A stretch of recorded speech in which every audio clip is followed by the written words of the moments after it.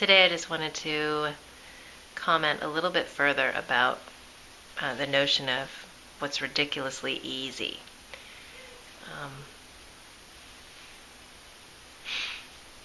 What I've realized is that there are things that I do all the time, every day, that are totally what I see as doing for myself, and that I don't ever seek any compensation for. And I'm becoming a little bit more attentive to it. Not because I'm trying to make a profession out of it, but I'm trying to notice and hone in on the things that are potentially really valuable, but I don't assign any value to because they're just like breathing to me. And it's a tricky one because we don't see that. I mean, how can we, it's like the thing with, if you're a fish and you've just been a fish your whole life, how do you explain what water is? You've never been not in water. So, one of the things that I do automatically and naturally is this sketchbook thing. And when I converted to an unlined sketchbook about 1.5 years ago, just everything started pouring out of me. I just had a few colored pens at the time and a blank page sketchbook, and I just started going, and now I have stacks of them everywhere because I bring it with me everywhere I go, and I just create things, words, images, colors or not, whenever they come up, and that's just natural for me.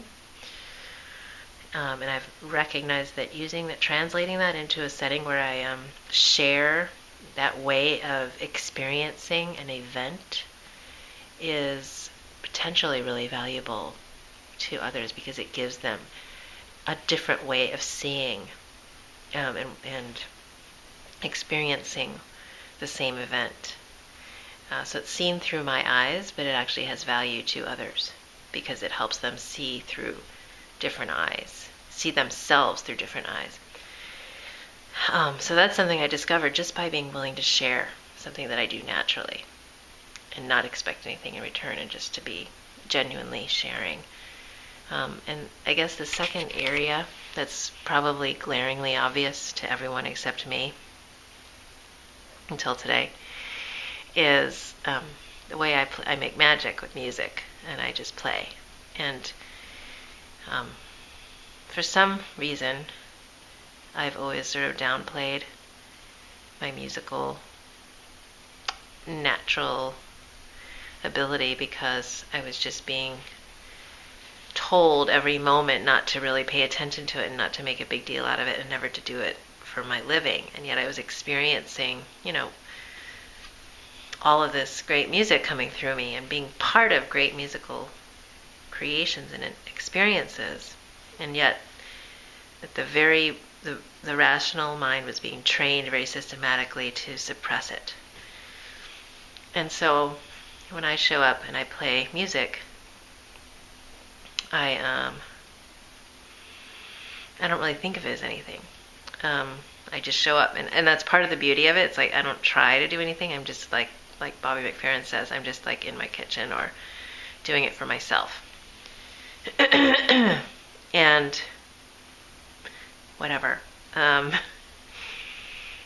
And so the question is, am I sharing it as generously as I desire?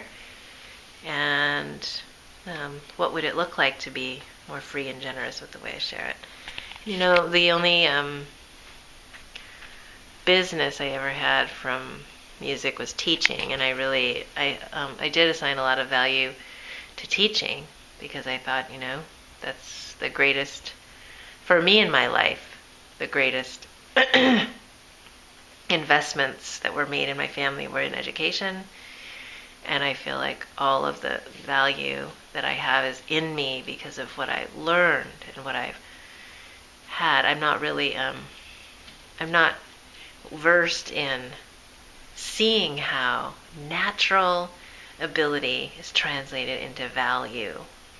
And this goes back to something I talked about before, which is the programming of a belief system that life happens a certain way. So if you're programmed to believe that life is hard and that it's challenging and that it's a struggle and you have to work really hard and it always takes a really long time, then that's what you'll create by drawing that experience in and paying more attention to the things that fit into that paradigm and sort of chasing that unconsciously. Whereas if there weren't a belief that it had to be that way, if I look at, as I see what has flowed naturally into my experience, is a lot of different opportunities that I could have said yes to at different points in time and can say yes to. And yet, that very strong layer of conditioning that's like, you shouldn't do that, you can't do that, is suppressing the natural flow of impulse and desire. And so for me it's finding what is the truth for me, what's the choice that I make, but what's my truth from my heart. Now that I experience sort of like lifting the cap of that rational mind off a little bit and letting some things flow and discovering, oh, what is it that comes naturally? What do I truly desire? And I can choose. I can say yes, even if it doesn't fit with the old paradigm of how it has to be. And I think that's the challenge right now. It's like, it's not a dearth of opportunities flowing into my life at all. It's like each day I try to start with really being gratitude for the oversupply and amazing abundance that's always here. So it's like there's so much to choose from all the time, and I'm so in awe of that. It's beyond thankful. It's being in awe. And so the challenge is really saying, what am I willing to say yes to? Fully yes, like a big yes, and just do and allow. And it's more like, so my specific observation right now is, what are the things that are really easy and are coming to me and are just like being served up to me, and what are the things that I'm saying, oh, I've got to do that, I've got to put a plan together, I've got to get my nose to the grindstone, I've got to do more work about that. And how does that feel? And right now, so in transition, they both could feel a little bit awkward, because the one is an old, conditioned, familiar pattern. I've got to do this, I've got to do this, I've got to do this, I really have to put my nose to the grindstone. The other is a new and still unfamiliar pattern that's getting a little bit more comfortable but isn't totally second nature. So they both require a certain level of consciousness to act on. And so it's this really interesting period of, okay, like just training in the flow and training in not having it have to fit into any familiar, comfortable pattern, and just trying to tune into